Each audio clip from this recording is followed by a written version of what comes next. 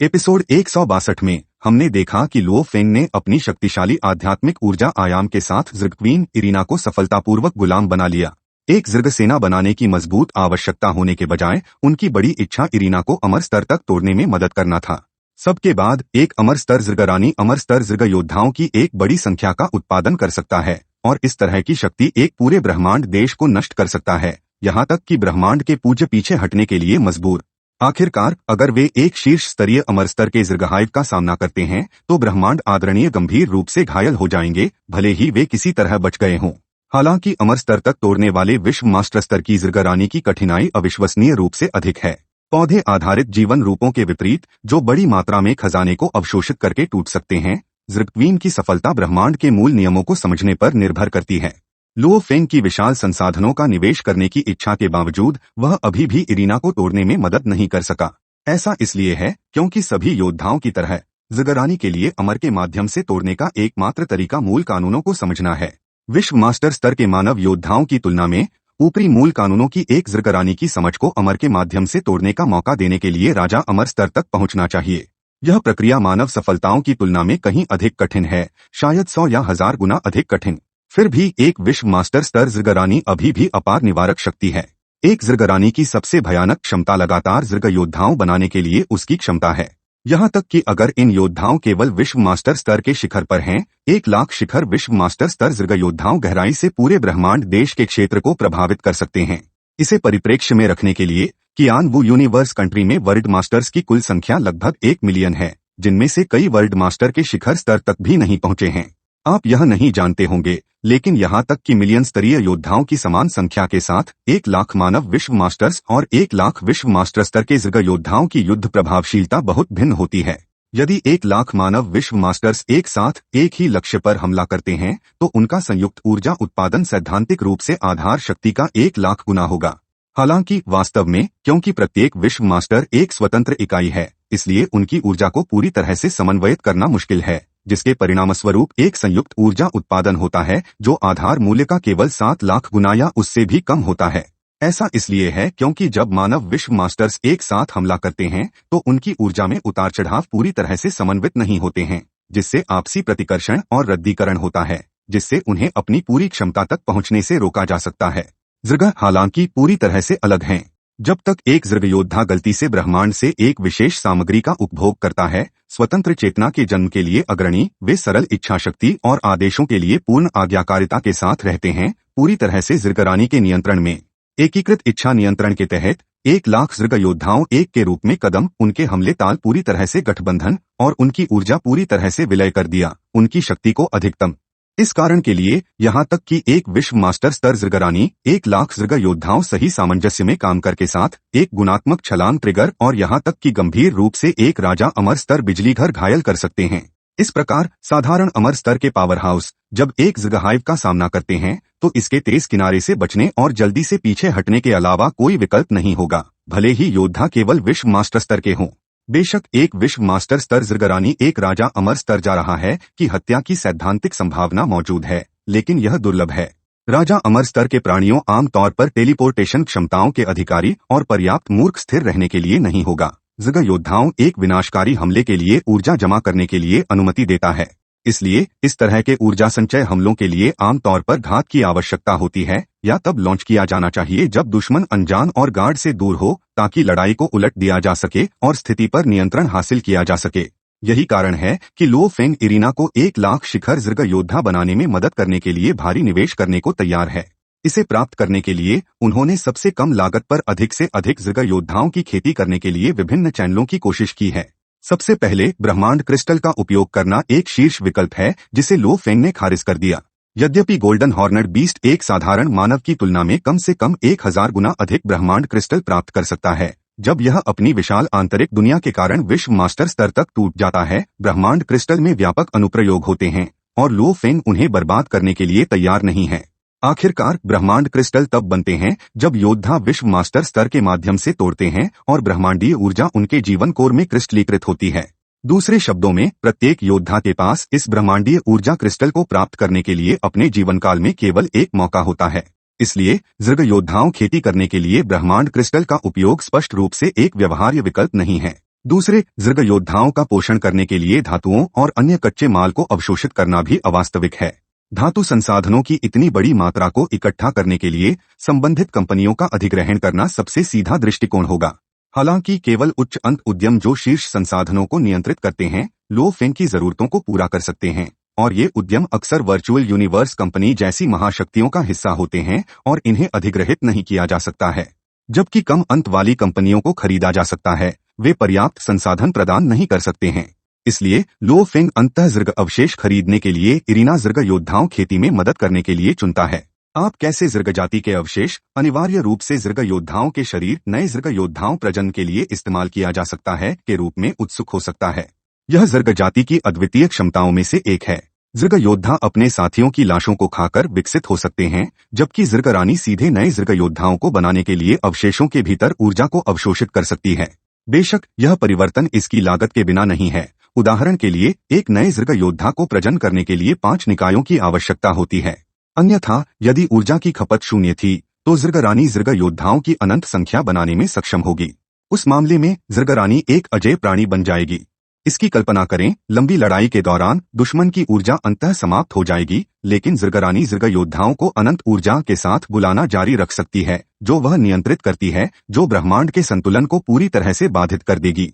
ब्रह्मांड के मूल नियम कभी भी ऐसी स्थिति उत्पन्न नहीं होने देंगे, और इस प्रकार ज़िग्स की पुनर्योजी क्षमता अंततः विवश है। अब लौटते हैं कहानी पर। लगभग 400 वर्षों के बाद लो फेंग अंततः वास्तविक जीवन में जूशिन के साथ फिर से जुड़ता है। एक पारिवारिक सभा में भाग लेने से पहले वे अतीत के बारे में याद करते हुए अपने पुराने ठिकानों के माध्यम से टहलते हैं। जैसे ही वे एक रेस्तरां से गुजरते हैं जहां उन्होंने एक बार डेट किया था, उन्हें अप्रत्याशित रूप से पता चलता है कि लुओ परिवार के कुछ छोटे सदस्य कमजोरों को धमका रहे हैं और दूसरों पर अत्याचार करने के लिए मिल्की वे में लुओ परिवार की शक्ति का उपयोग कर रहे हैं। वे अच्छी तरह जानते हैं कि एक बड़े परिवार को पीढ़ियों तक जारी रखने के लिए उसके सदस्यों को अनुशासित रहना चाहिए और खराब पतित युवाओं के उदय को बर्दाश्त नहीं किया जाना चाहिए। आखिरकार अगर कोई परिवार कानून की अवहेलना करने वाले धमकियों या बदमाशों को परेशान करता है तो उनका हिंसक व्यवहार अंततः बैकलैश का कारण बनेगा, जिससे परिवार का पतन होगा।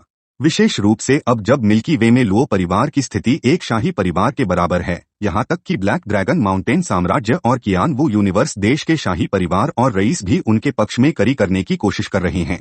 इस तरह की अपार शक्ति आसानी से युवा सदस्यों के बीच भ्रष्टाचार को जन्म देती है, जिनके पास संकल्प की कमी होती है और भोग की तलाश होती है। लो फेंग, जिन्होंने हमेशा बुराई से घृणा की है, अखंडता के व्यक्ति हैं और कभी भी अपने वंशजों को समाज को नुकसान पहुंचाने या लुओ परिवार की प्रतिष्ठा को धूमिल करने की अनुमति नहीं देंगे। सौभाग्य से जूशिन न केवल ईमानदार और निस्वार्थ है बल्कि दूरदर्शी भी है। लुओ परिवार के सदस्यों को अपनी शक्ति का दुरुपयोग करने या व्यक्तिगत लाभ के लिए परिवार के नाम का उपयोग करने से रोकने के लिए उसने लुओ परिवार की युवा पीढ़ी के कार्यों को रोकने के लिए एक आंतरिक न्यायाधिकरण की स्थापना की है। हालांकि जूशिन खेती करने में असमर्थ है और युद्ध शक्ति का अभाव है, लो फेंग का भाई लुओ हुआ एक वास्तविक ब्रह्मांड स्तरीय बिजली घर है। हालांकि लुओ हुआ का युद्ध कौशल औसत है, वह लुओ परिवार के युवाओं के प्रबंधन में जूशिन की सहायता करने में सक्षम है। इसके अलावा लुओ परिवार की कोर गार्ड टीम में यहाँ तक कि विश्व मास्टर स्तर और डोमेन मास्टर स्तर के पावर हाउस भी हैं, जो जूशिन के प्रति अपनी वफादारी के कारण परिवार के भीतर उसे जबरदस्त प्रभाव देते हैं। फिर भी परिवार के कुछ बदमाश सदस्य गुप्त कुकर्मों में संलग्न रहते हैं। यह सुनिश्चित करने के लिए कि लुओ परिवार की विरासत सुरक्षित है और यह सुनिश्चित करने के लिए कि उनकी महिमा सहस्राब्दी या उससे अधिक समय तक बनी रहे, जूशिन सख्त कानूनों के साथ परिवार को नियंत्रित करते हुए एक दृढ़ दृष्टिकोण अपनाता है। अगर उसे पता चलता है कि किसी ने गंभीर अपराध किया है, भले ही वे परिवार के सदस्य हों, तो वह दया नहीं दिखाएगी और उन्हें मौत की सजा देगी। जो लोग दूसरों को धमकाने के लिए अपनी पारिवारिक स्थिति का उपयोग करते हैं, उन्हें भी दंडित किया जाएगा, भले ही उनका अपराध मौत का वारंट न हो। उन्हें दूसरों के लिए एक उदाहरण स्थापित करने के लिए सजा के रूप में खानों में काम करने के लिए भेजा जाएगा। हालांकि इस बिगड़े हुए आचरण की बात करें तो क्या यह सोल लैंड के चरित्र माहोंग जून से मिलता जुलता नहीं है। लुओ परिवार के सैकड़ों वर्षों के विस्तार के दौरान परिवार के सदस्यों की संख्या 1000 से अधिक हो गई है। उनका प्रभाव पूरे मिल्की वे में हजारों तक पहुंच गया है। भले ही जूशिन परिवार को सख्ती से नियंत्रित करता है, लेकिन अनिवार्य रूप से कुछ ऐसे हैं जो दरारों से गिरते हैं। ये व्यक्ति गुप्त रूप से कार्य करते हैं, जूशिन के नोटिस से बचते हैं और निर्णय से बचते हैं, जाल से फिसलने वाली मछली बन जाते हैं। वर्चुअल यूनिवर्स कंपनी के मुख्य सदस्य के रूप में लो फेंग को अपने व्यक्तिगत और व्यावसायिक जीवन को अलग रखने की गंभीर चुनौती का सामना करना पड़ता है। वर्चुअल यूनिवर्स कंपनी बाद में जिन कार्यों को जारी करती है उनमें से एक को व्यक्तिगत रूप से अपने परिवार का न्याय करने की आवश्यकता होती है। वर्चुअल यूनिवर्स कंपनी के तहत खुफिया संगठन बेहद शक्तिशाली है। यहाँ तक कि अगर लुओ परिवार के गलत सदस्य जूशिन की निगरानी से बचने का प्रबंधन करते हैं तो वे निश्चित रूप से कंपनी की पहचान से बच नहीं सकते। लुओ फेंग अपना निर्णय कैसे लेंगे यह भविष्य के स्पॉइलर में पता चलेगा। लॉट पर वापस। पारिवारिक भोज के बाद जूशिन लुओ परिवार के खजाने की तिजोरी का दौरा करता है और लुओ फेंग को एक रहस्यमय धातु की प्लेट सौंपता है। इस धातु की प्लेट को गलती से पृथ्वी परिवर्तन प्रक्रिया के दौरान जूशिन द्वारा खोजा गया था। कोई फर्क नहीं पड़ता कि उसने इसका अध्ययन कैसे किया, वह इसके रहस्यों को उजागर नहीं कर सकी। मिल्की वे में लुओ परिवार की वर्तमान स्थिति को देखते हुए वे अभी भी इसके रहस्य को उजागर नहीं कर सकते हैं, जो साबित करता है कि यह कितना कीमती है। अंत में जूशिन इसे परिवार की तिजोरी में रखने का फैसला करता है। लुओ फेंग के लौटने और व्यक्तिगत रूप से इसकी जांच करने की प्रतीक्षा करता है। हालांकि लुओ फेंग की वर्तमान स्थिति और शक्ति के साथ भी उन्हें किसी भी ऑनलाइन स्रोतों के माध्यम से धातु प्लेट के बारे में कोई जानकारी नहीं मिली। अपने रहस्य को उजागर करने के लिए लुओ फेंग ने जांच करने के लिए अपनी आश्चर्यजनक आध्यात्मिक ऊर्जा का उपयोग किया। अंततः धातु प्लेट के मूल में घुसने का प्रबंधन किया। हालांकि जैसे ही वह कोर को छुआ, भ्रम की एक अंतहीन श्रृंखला आगे बढ़ी, उनके भीतर उनकी चेतना फंसाने। लुओ फेंग के पास एक एक करके प्रत्येक भ्रम को तोड़ने के अलावा कोई विकल्प नहीं था। हजारों भ्रमों को चकनाचूर करने के बाद उन्होंने आखिरकार यान शेन जनजाति की प्राचीन भाषा में लिखी गई जानकारी का एक महत्वपूर्ण टुकड़ा प्राप्त किया। गौरतलब है कि मनुष्य जो शान के द्वारा खेती की गई दूसरी जाति थी या यान शेन जनजाति के बाद माउंटेन सिटिंग गेस्ट के रूप में भी जानी जाती थी। दुर्भाग्य से यान शेन जनजाति उनकी अपेक्षाओं पर खरी नहीं उतरी, जिसके कारण पृथ्वीवासियों का जन्म हुआ। विभिन्न जातियों की खेती के लिए उनकी प्रेरणा यह थी कि उनके दुश्मन उनके खिलाफ लड़ने के लिए बहुत शक्तिशाली थे। इस प्रकार वह केवल उन जातियों पर अपनी आशाएं रख सकता था जिन्हें उसने विकसित किया था, यह आशा करते हुए कि एक दिन इन जातियों में से कोई उससे आगे निकल जाएगा और उससे बदला लेगा।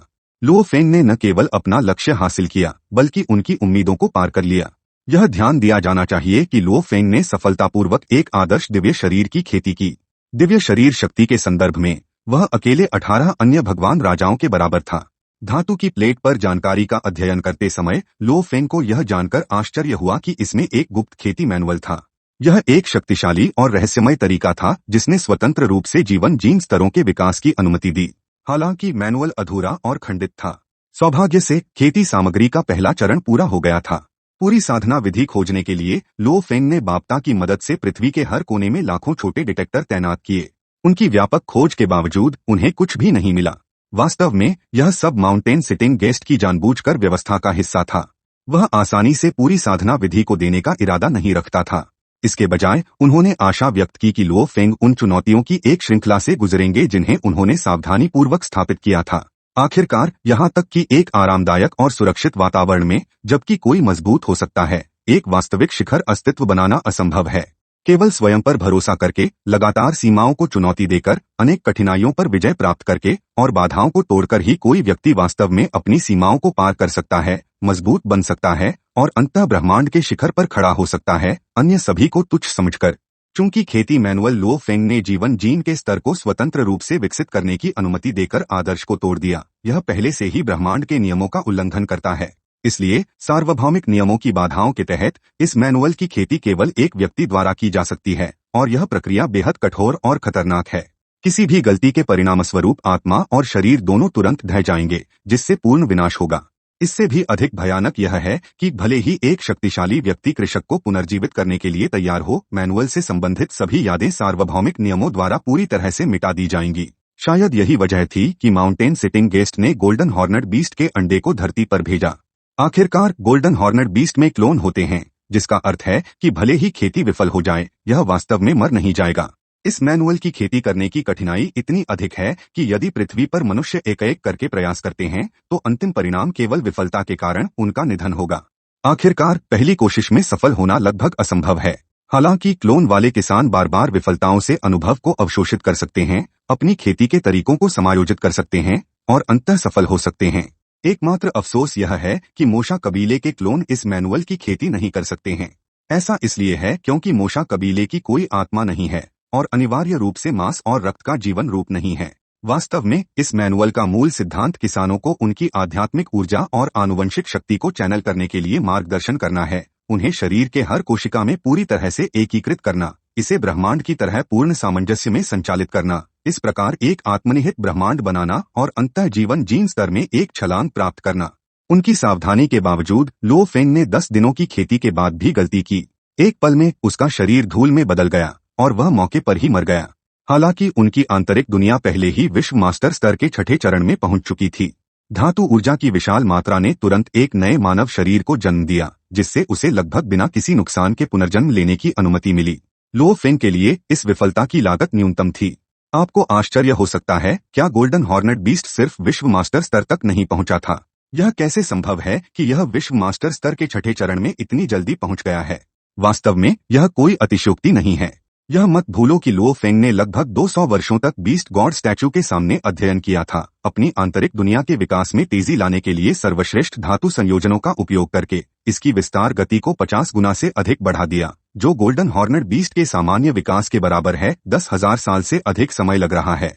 इसलिए यह पूरी तरह से उचित है कि लो फेंग केवल 100 वर्षों में विश्व मास्टर स्तर के छठे चरण तक पहुंच सकता है।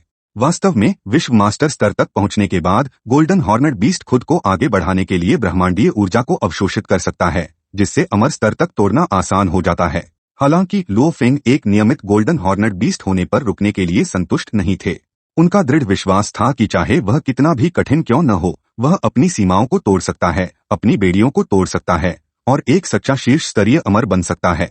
इसलिए उन्होंने अपनी आंतरिक दुनिया को विकसित करने के लिए धातु को भस्म करना जारी रखा। यह इस दृढ़ता के माध्यम से है कि वह अपने विश्व प्रक्षेपण की शक्ति का उपयोग करके सामान्य अमरों के कानून डोमेन को दबाने में सक्षम था। लॉट पर वापस।